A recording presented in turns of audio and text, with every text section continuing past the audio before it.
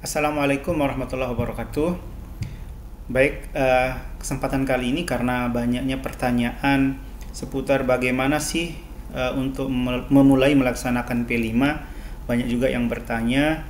Nah, sehingga di video kali ini saya mengajak kita semua untuk coba melihat bagaimana sih pelaksanaan project P5 di sekolah supaya lebih memudahkan, ya, supaya jangan sampai karena merasa ribet atau merasa bingung justru malah tidak melaksanakan kegiatan P5.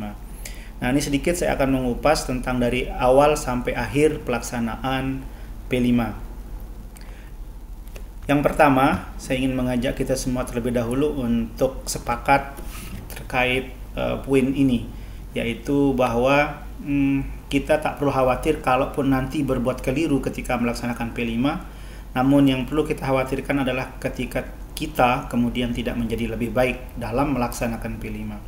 Sehingga mari kita mulai belajar bersama untuk melaksanakan P5.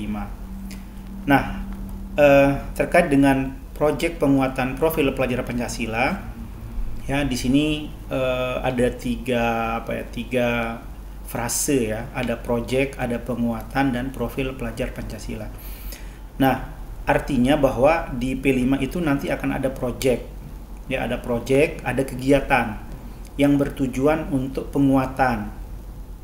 Jadi ada kegiatan untuk penguatan.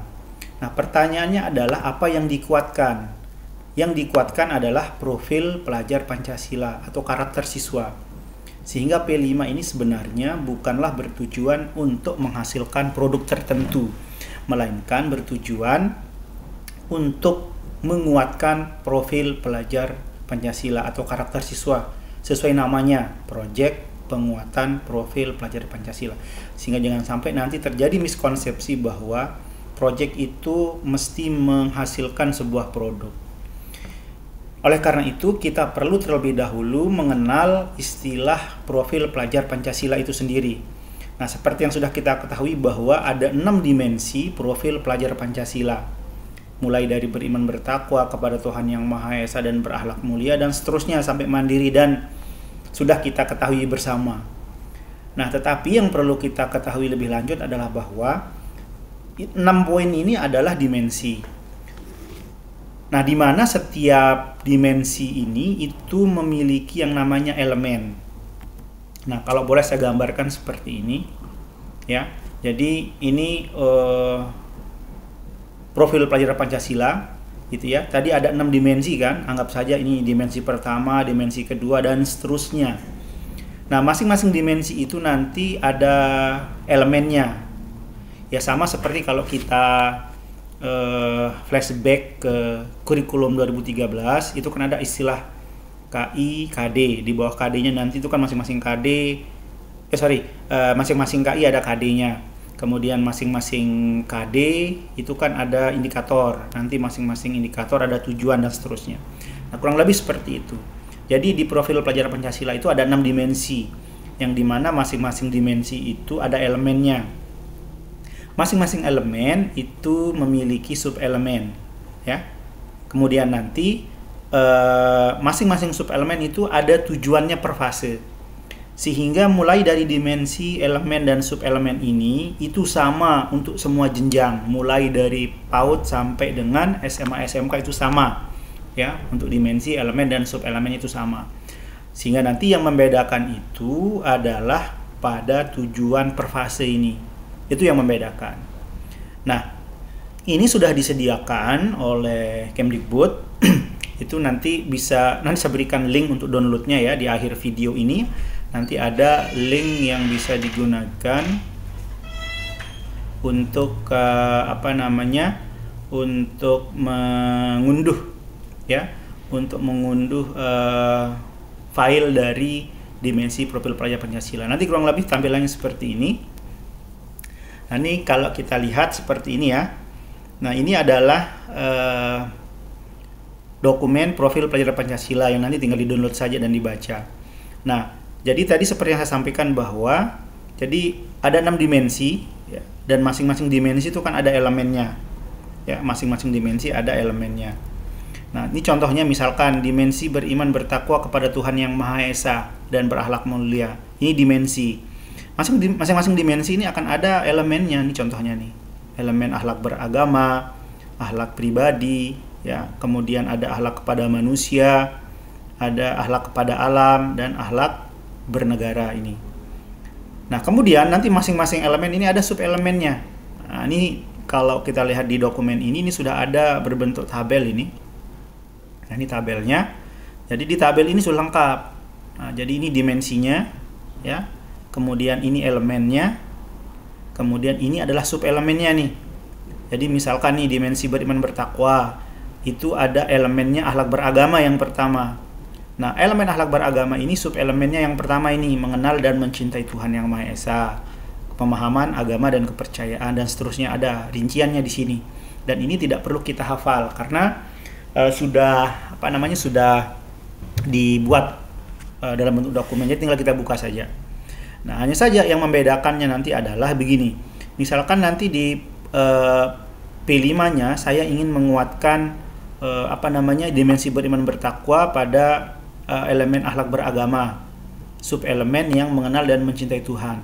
Maka nanti tujuannya itu beda-beda sesuai fase. Nah, kalau yang fase PAUD ini tujuannya, fase A ini tujuannya, fase B ini tujuannya. Artinya nanti masing-masing fase itu sudah ada tujuannya gitu. Nah, ini untuk yang dimensi beriman bertakwa. Sedangkan untuk dimensi yang lain itu ada di bawah. Ya, jadi tinggal dibuka saja nanti dokumen ini. Nanti di akhir video saya bagikan tautan untuk tempat mengunduhnya. Jadi kurang lebih seperti itu yang perlu kita pahami terkait dengan profil pelajar Pancasila. Oke, kita kembali ke sini sekarang. Nah, setelah kita memahami terkait dengan dimensi, elemen, subelemen, dan tujuan dari profil pelajar Pancasila, maka sekarang pertanyaannya adalah bagaimana untuk memulai. Dan yang perlu diingat sekali lagi adalah bahwa tujuan dari P5 ini adalah menguatkan yang ini, ya, dimensi-dimensi dari profil pelajar Pancasila. Nah, maka untuk memulai yang perlu dilakukan yang pertama nanti adalah tentu kita perlu membentuk tim fasilitator di sekolah, ya, membentuk tim fasilitator. Jadi yang pertama nanti kepala sekolah bisa menunjuk ketua tim, lalu kemudian nanti ketua tim menunjuk ada fasilitator. Misalkan ya kalau di SD itu nanti bisa ada ketua tim 1 kalau di SD ya. Terus nanti ada fasilitator untuk fase A, ada untuk fase B, ada untuk fase C, sehingga ada 3 fasilitator. Nah, nanti fasilitator ini bisa berdiskusi ya untuk merancang P5. Atau kalau di jenjang SMP SMA mungkin nanti bisa siswa dikelompokkan, lalu nanti ada tim fasilitator yang ditugaskan ya dari guru-guru mapel. Nah, nanti siapa yang bertugas di kelompok yang mana gitu. Jadi intinya dibentuk tim ya yang bertugas untuk merancang P5. Lalu kemudian kita identifikasi kesiapan satuan pendidikan. Ini bertujuan agar jangan sampai nanti P5 yang kita rancang justru nanti kemudian memberatkan guru, memberatkan sekolah, sehingga perlu identifikasi dulu kesiapan sekolahnya. Oke. Setelah itu lanjut adalah kita perlu merancang dimensi, tema, dan alokasi waktu proyek. Ya, jadi kita pilih dulu nanti dimensi mana yang mau kita kuatkan. Karena tidak mungkin semua dimensi langsung kita kuatkan sekaligus hanya dalam satu proyek, nggak mungkin. Jadi kita bisa memilih dimensi. Jadi kita bisa pilih dimensi, ya minimal 2 dimensi kita pilih untuk kita kuatkan. Kemudian nanti kita pilih tema dan kita atur alokasi waktunya. Setelah itu baru kita menyusun modulnya bersama tim fasilitator, ya. Kemudian baru terakhir nanti adalah menyusun pelaporan pelaksanaan P5-nya atau rapor P5-nya. Oke. Nah, ini adalah beberapa pilihan tema yang yang bisa dipilih di saat perencanaan P5. Ya, ada 8 dan khusus untuk yang SMP itu ada pilihannya ya, yang nomor 5 soal demokrasi, yang ke-8 ini khusus untuk SMA SMK. Sedangkan yang lain ini bisa dipilih oleh semuanya. Misalkan SD gitu ya. Nah, ini contohnya. Misalkan nih di sebuah SD gitu. Memilih, jadi yang pertama itu kan pilih tema dulu. Nah, untuk SD itu dalam setahun itu memilih minimal 2 tema. Kalau jenjang yang di atasnya, misalkan SMP SMA, itu memilih 3 tema dalam setahun. Ya, 3 tema dalam setahun. Tapi kalau SD itu memilih 2 tema dalam setahun. Nah, setelah ditentukan temanya, kita tentukan kemudian dimensi apa yang mau kita kuatkan. Ya, kita tentukan, boleh berdasarkan rapor pendidikan, dimensi mana yang lemah, atau boleh berdasarkan hasil identifikasi di sekolah mana kira-kira yang perlu kita kuatkan. Jadi tinggal pilih saja, misalkan nih untuk gaya hidup berkelanjutan, dimensi beriman bertakwa, dan gotong royong ini yang mau dikuatkan. Lalu elemen apa yang mau dikuatkan di dimensi ini tinggal ditentukan saja, tinggal dipilih dengan melihat yang ini, file profil pelajar Pancasila itu. Tinggal dilihat di sini rinciannya. Ya. Nah, baik. Setelah kita pilih tema, dimensi, elemen, dan subelemen, termasuk juga nanti tema yang kedua, silahkan pilih apa dimensi yang mau dikuatkan. Mau sama dengan yang di tema pertama ini dimensinya juga silahkan, tidak masalah ya. Jadi silahkan ditentukan dulu di awal tahun ya, ditentukan dulu. Oke, kemudian selanjutnya setelah kita tentukan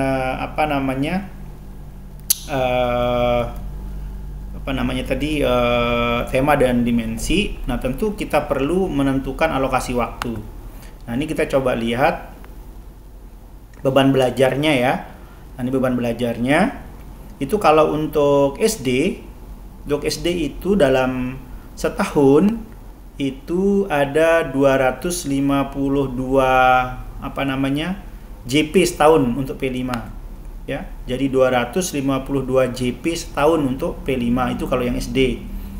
Kalau yang SMP itu dalam setahun itu ada 360 ya, 360 JP setahun untuk SMP. Ini untuk 3 P5, 3 tema.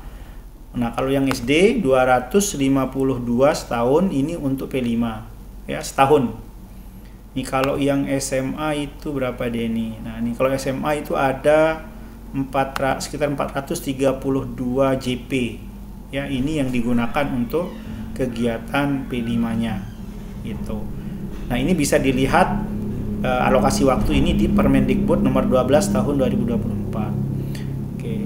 Nah, kemudian setelah kita tahu beban P5-nya, nah maka selanjutnya nanti kita tinggal menyusun alokasi waktunya.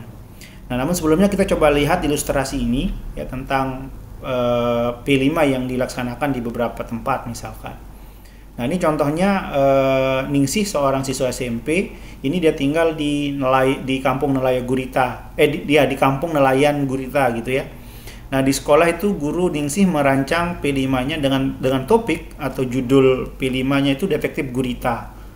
Nah, Ningsih mengeksplorasi segala hal tentang dunia gurita, mulai dari karakteristik dan cara hidup gurita, hingga bagaimana gurita mempengaruhi kesejahteraan masyarakat desanya. Artinya itu sebenarnya bukan langsung bikin produk atau bikin sesuatu, tetapi harus belajar dulu tentang guritanya itu bagaimana dan seterusnya. Nah, sewaktu menyelidiki, Ningsih dan teman-teman baru tahu bahwa gurita yang tidak laku biasanya hanya dibuang ke laut. Nah, maka dengan bimbingan guru, Ningsih dan teman sekelasnya bersama-sama mengembangkan kreasi pangan olahan gurita untuk memanfaatkan gurita yang tidak laku. Nah, Ningsih sangat senang karena ia dan teman-teman berkesempatan mengasah dimensi kreatif dan gotong royong. Nah, kalau kita lihat dari konsep yang awal tadi, maka di sini yang yang dipilih untuk dimensinya itu adalah kreatif dan gotong royong, ya. Itu yang yang dipilih. Lalu tema yang dipilih di sini adalah kewirausahaan, berupa kegiatan membuat panganan dari dari gurita. Nah, judul P5-nya itu adalah Detektif Gurita. Nah, kurang lebih seperti ini gambaran umumnya, ya. Nah, kemudian ini simulasi kegiatan P5 ya, seperti ini kurang lebih ya. Sederhananya ya seperti ini. Oke, misalkan nih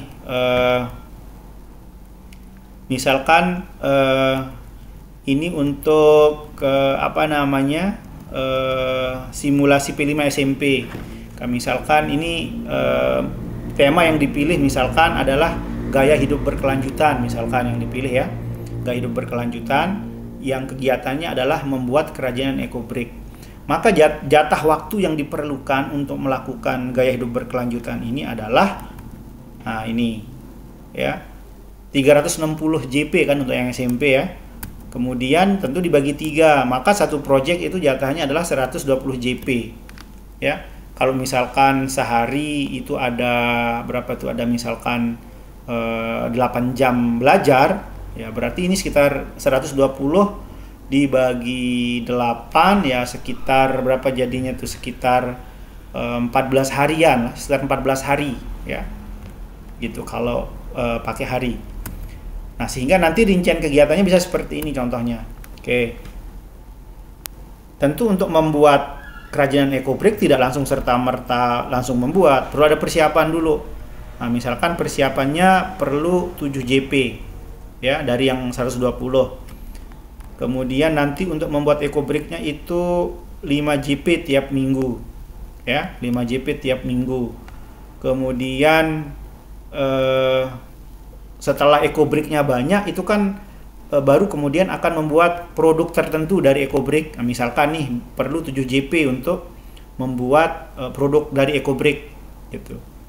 Sehingga pada awalnya itu memerlukan 7 JP untuk persiapan, entah untuk belajar apa itu ekobrik, kemudian belajar tentang jenis-jenis sampah dan seterusnya. Jadi di sini mempelajari konsep dulu. Kalau misalkan 7 JP dirasa tidak cukup, boleh ditambahkan menjadi lebih ya, mungkin 14 JP dan seterusnya ya. Tentunya kalau ini ditambah maka nanti yang lain ini pun akan berkurang. Nah, di contoh ini 7 JP ya, maka nanti untuk pembuatan ekobrik itu 91 JP ya. Kemudian setelah ekobriknya banyak itu kan akan dibuat produk. Nah, saya rancang misalkan 7 JP atau sehari. Nah, baru kemudian nanti 5 JP terakhir itu untuk pameran karya dan melakukan refleksi nanti bersama siswa. Sehingga kalau ini di total jam ini maka akan terpenuhi yang 120 JP. Sehingga di sini itu sangat diberikan keleluasaan kepada guru untuk mengatur ini. Silahkan diatur bagaimana supaya jatah 120 JP itu tergunakan ya untuk kegiatan P5-nya. Jadi bisa dirancang seperti ini. Persiapannya 7 JP, pembuatan ekobrik dan seterusnya. Seperti ini. Nah, kalau di SD, nah contohnya nih kalau SD nih. Kalau SD itu kan P5-nya 2 kali setahun, ya. Misalkan nih ngambil kewirausahaan misalkan ya, ngambil kewirausahaan. Kegiatannya misalkan nanti adalah berkebun, ya, berkebun kegiatannya. Nah, maka kalau di SD total P5-nya kan 252, ya. Nah, maka total JP P5 untuk satu tema adalah 252 dibagi 2. Karena dua tema, maka di sini dihasilkan 126 JP ya. Nah, rincian kegiatan berkebunnya seperti apa? Nah, perlu persiapan 7 JP satu hari. Nah, kalau misalkan dirasa ini kurang, silahkan bisa ditambah ya. 7 JP misalkan nanti ini untuk menyiapkan tempat menanamnya atau belajar cara menanamnya dan seterusnya ya. Kemudian berikutnya adalah setelah siswa paham tentang cara menanam, barulah nanti disediakan satu hari juga untuk menanamnya, gitu. Jadi hari itu tidak ada belajar yang lain, fokus untuk kegiatan menanam, menyiapkan bedengan atau menyiapkan polybag segala macamnya, gitu. Menanam seharian. Nah, ini kalau kita lihat kan sudah berkurang 14 JP dari 126, ya. Nah, kemudian nanti kita siapkan waktu 90 JP ini untuk merawat, yang dimana itu dalam seharinya cukup 1 JP untuk merawat. Misalkan bisa di pagi hari sebelum sebelum belajar itu di jam pertama itu siswa merawat tanamannya 1 JP sehari, sehingga nanti siswa akan merawat tanamannya kurang lebih 90 JP atau 90 hari. Ya, gitu. Oke, 90 hari akan akan dirawat karena seharinya 1 JP. Kemudian nanti kita alokasikan 16 JP untuk penjualan. Ya, mulai dari menyiapkan tempat jualan sayurnya, kemudian membuatkan merek sayurnya, mengemas sayurnya untuk dijual, gitu ya. Nah, kemudian setelah dijual nanti kita siapkan juga waktu 6 JP untuk melakukan refleksi bersama siswa tentang kegiatan yang sudah dia lakukan selama 1 semester, gitu. Dan di P5 itu tidak ada ulangan hariannya, tidak ada juga ulangan semesternya gitu, karena memang fokus kita adalah membentuk karakter gitu. Nah, sehingga yang jatah 126 JP silahkan dibagi-bagi untuk melaksanakan P5, sehingga nanti terbagi semua waktu yang sudah disediakan ini ke dalam kegiatan-kegiatan seperti ini. Nah, nanti rincian kegiatan inilah yang kemudian bisa kita gunakan untuk menyusun modulnya nanti, seperti itu ya. Oke, kemudian kita lanjutkan, berikutnya adalah nah, bagaimana bentuk jadwal pelajarannya ya, bagaimana bentuk jadwal pelajarannya. Nah, ini kurang lebih contohnya seperti ini nih. Ini untuk SD ya, nanti kalau yang untuk mapel yang untuk jenjang yang lain menyesuaikan saja sebenarnya ya. Nah, ini kalau yang di SD misalkan itu kalau membuat eco break tentu jadwalnya lebih cocok seperti ini ya. Jadi jadwalnya lebih cocok seperti ini kalau yang eco break. Jadi sekali seminggu. Nanti hari Jumat itu persiapannya, kemudian baru hari Sabtu full membuat eco break. Dan nanti ini kalau di total kurang lebih terpenuhi yang tadi ini, yang ini 126 JP ini terpenuhi gitu ya. Ya, kalaupun misalkan ada lebih atau kurang sedikit itu tidak jadi masalah, namanya estimasi ya. Jadi ini kalau yang eco break. Tapi kalau misalkan yang berkebun tentu tidak bisa dikumpulin sehari begini, maka dia perlu sehari-sehari untuk merawat gitu. Dan uniknya di kurikulum Merdeka ini, jadwal pelajaran ini bisa berubah-berubah ya, bisa diubah-ubah, tidak harus tidak harus sama jadwalnya selama 1 tahun, itu tidak harus. Jadi bisa kita rubah ya supaya terpenuhi yang 1 tahunnya itu ya. Nah, misalkan nih seperti P5 ini kan sehari-hari saya buatkan jadwal ini. Nah, sementara tadi kan kita perlu waktu sehari untuk menyiapkan kegiatan menanamnya ya. Maka nanti di salah satu di salah satu hari silakan nanti tidak ada kegiatan belajar, tapi diambil alih oleh P5 gitu. Nah, yang saya buat ini adalah contoh untuk jadwal rutinnya. Tetapi tadi ada jadwal juga yang perlu kita siapkan sehari untuk kegiatan P5 gitu. Untuk menyiapkan untuk menanamnya tadi itu ya, menyiapkan polybag, bedengan, tanah, pupuk dan seterusnya. Itu bisa nanti di awal semester itu sehari tidak ada belajar matematika tapi menyiapkan P5-nya gitu ya. Nah, yang ini berlaku kalau misalkan sudah ditanam, baru berlaku jadwal yang ini. Sehingga tuh jadwal itu sangat dinamis ya. Yang penting jatah jam setahun yang ini ya, jatah jam setahun yang ini terpenuhi nih, yang ini ya, ini jatah jam setahunnya terpenuhi ini. Nah, ini jatah jam P5-nya, ini jatah mata pelajarannya terpenuhi ini semuanya. Nanti ini bisa di-download di link yang saya berikan di akhir video ini. Oke, selanjutnya setelah kita tahu jadwal pelajarannya, lalu bagaimana menyusun modul? Nah, untuk menyusun modul ini sebenarnya itu juga sudah disediakan di PMM ya. Namun bisa jadi modul yang ada di PMM itu mungkin akan kesulitan kita terapkan ya, bisa jadi ya. Maka Ibu dan Bapak juga boleh menyusun modul sendiri. Modulnya itu sederhana saja sebenarnya ya. Ini kita coba modul yang sederhana. Nanti kalau untuk modul yang lengkap itu bisa dilihat di PMM. Contoh modul modifikasi nanti bisa dilihat di akhir video ini, ada link saya berikan ya. Ini saya perlihatkan modul yang sederhana saja ya, yang tidak perlu membuat guru repot ya membuat modul.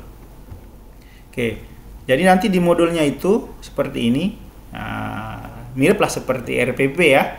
Oke, jadi ini modul P5 ini identitasnya Lalu tujuan P5-nya, tujuan pembelajaran P5 itu kita bisa taruh tema, dimensi, elemen, dan elemen yang tadi kita sudah rancang sebelumnya. Kemudian tinggal kita tambahkan dengan tujuan per fase. Gitu. Sehingga nanti semua kelas di sekolah itu boleh sama yang ini. Ya, boleh sama. Nanti yang membedakan tujuan per fase ini yang membedakan. Gitu. Dan modul ini disusun satu kali hanya untuk satu semester atau satu modul untuk satu kegiatan. Jadi bukan tiap hari kita buat modul ini. Nah, kalau misalkan nih kelas 1 dan kelas 2, misalkan itu kan fasenya sama. Kemudian kegiatan P5-nya sama, maka bisa menggunakan modul yang sama, itu tidak masalah, ya. Oke, jadi ini yang pertama ya, tujuan pembelajaran kita isi dengan hasil analisis kita yang tadi. Ya, misalkan ini gaya hidup berkelanjutan, ini dimensinya, ini elemen yang mau dikuatkan dan seterusnya. Termasuk tujuan per fasenya, nanti tinggal dilihat di sini tujuan per fase di file yang ini. Nah, ini kan ada tujuan per fase nanti di sini. Jadi kalau fase A ini tujuannya, fase B di sini dan seterusnya, ya, tinggal dilihat saja. Nanti file ini ada linknya saya kirimkan di akhir video ini, nanti saya tunjukkan. Oke, nah kemudian setelah tujuan pembelajaran tentu nanti ada kegiatan. Nah, ada kegiatan pembelajaran P5-nya seperti apa. Nah, ini kita bisa mengikuti rancangan tadi yang di awal itu, yang ini. Yang mana tadi, Nah, yang ini nih, bisa kita ikuti yang ini nih. Nah, jadi nanti tinggal kita rincikan persiapannya seperti apa, yang ini seperti apa di modulnya. Nah, di sini kita rancang. Jadi persiapannya kan 7 JP minggu pertama misal. Nah, apa saja kegiatannya di sini? Ya, terkait EcoBreak misal, ya, peserta didik mempelajari tentang jenis-jenis sampah, peserta didik mengamati kondisi sampah yang ada di sekolah, peserta didik mempresentasikan kondisi sampah di sekolah, lalu peserta didik diperkenalkan tentang EcoBreak dan seterusnya, apa kegiatan pembelajarannya, sampai kemudian belajar tentang cara membuat EcoBreak. Lalu saat pelaksanaannya bagaimana? Nah, setiap hari Sabtu siswa membuat EcoBreak dengan langkah bla bla bla bla bla, ditulis di sini semuanya. Gitu. Kemudian berikutnya nanti ada pembuatan rak sepatu. Jadi nanti dari EcoBreak itu akan diajak siswa membuat rak sepatu misalkan. Nanti ini perlu 7 JP atau sehari. Ini mungkin di minggu ke 20 atau di minggu keberapa gitu ya. Nah, setelah EcoBreak banyak, siswa membuat rak sepatu dengan langkah-langkah berikut diuraikan. Ya, langkah-langkahnya. Ya. Kemudian terakhir nanti pameran, rak sepatunya dipamerkan. Ya. Di sini siswa bisa membuat poster pameran, menyebarkan undangan pameran ke orang tua, dan seterusnya. Jadi silahkan tinggal dirancang saja apa kegiatannya. Gitu. Sehingga nanti saat merancang kegiatan P5 ini bisa mengikuti yang sudah kita rancang tadi di awal nih, di simulasi ini. Boleh seperti itu. Ya. Oke, kemudian nanti terakhir penilaian. Nah, penilaiannya itu yang kita nilai adalah ini, yang kita nilai itu adalah tujuan per fase ini yang kita nilai, yang ini. Ya, ini yang akan kita cek apakah terbentuk tidak pada diri siswa. Ini yang kita cek. Sehingga nanti saat penilaian kita bisa membuat rubrik sederhana. Nah, ini nama siswa, kemudian di sini berisi tujuan per fase tadi isinya ya, di sini. Nah, nanti tinggal kita checklist secara berkala, boleh sekali sebulan atau sekali 2 minggu ya. Kita checklist ya untuk melihat perkembangan siswa, apakah tujuan per fase ini belum berkembang, mulai berkembang sesuai harapan atau sangat berkembang. Tinggal kita kasih keterangan saja di sini sesuai dengan yang ini dan tujuan per fasenya. Gitu. Sehingga nanti kita bisa melihat perkembangan pada diri siswa. Sehingga pada akhir semester nanti kita bisa mengambil kesimpulan ya. Nanti kan mungkin ada banyak isian yang sudah kita isi kan, misalkan ini sekali sebulan kita isi ya, berarti ada mungkin sekitar 5 atau 6 kali kita mengisi. Nah, maka dari 6 kali isian itu nanti kita bisa membuat kesimpulan dari beberapa isian itu, kemudian siswa itu masuk ke kategori yang mana, apakah BB, MB, BSH atau SB ya. Jadi seperti itu nanti penilaiannya. Nah, kalau sudah ini jadi, maka nanti itulah yang akan digunakan sebagai dasar untuk membuat rapor P5 ya. Nah, untuk rapor P5 itu cara membuatnya ada juga di video saya ini, nanti bisa cari di channel ini, ada video tentang aplikasi rapor kurikulum Merdeka. Nanti di situ ada dijelaskan cara membuat rapor P5 berdasarkan isian yang ada di sini gitu ya. Nah, kemudian selanjutnya setelah modul jadi ya maka tinggal nanti kemudian dilaksanakan kegiatannya di sekolah ya.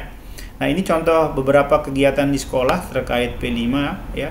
Ini di sekolah membuat bantal isi plastik ya, gaya hidup berkelanjutan. Jadi membuat bantal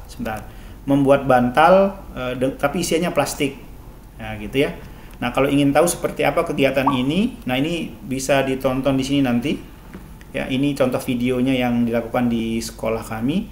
Nanti silahkan kunjungi s.id/p5batik23. Ini videonya ada di sini ya. Jadi sederhana ya. Yang penting bukan produknya, tetapi karakter anak yang tumbuh dan berkembang lewat kegiatan P5. Nanti bisa ditonton di sini ya. Kemudian terakhir, nah ini link untuk mendownload informasi yang tadi saya sampaikan seperti profil pelajar Pancasila, contoh-contoh modul P5 yang dimodifikasi dan format yang sederhana tadi itu juga ada di sini ya. Jadi seperti ini tampilannya. Nah, ini bisa dilihat di sini. Nah, ini dia. Nah, ini contoh-contoh modul P5-nya nih. Nah, ini contoh modul P5 sederhana ada di sini. Beban belajar siswa ada di sini, jadwal pelajaran ada di sini ya. Kemudian nih dimensi profil pelajar Pancasila yang dimensi elemen dan subelemen itu juga sudah ada di sini. Termasuk nanti panduan P5 yang saya jelaskan dari tadi itu juga ada di sini, nanti bisa dibaca di sini ya. Nah, mudah-mudahan video singkat ini bisa membantu Ibu Bapak Guru dalam merancang P5. Sekali lagi, tidak perlu khawatir ketika nanti keliru melaksanakan, tetapi khawatirlah ketika kemudian kita tidak belajar dan menjadi lebih baik. Demikian, semoga bermanfaat.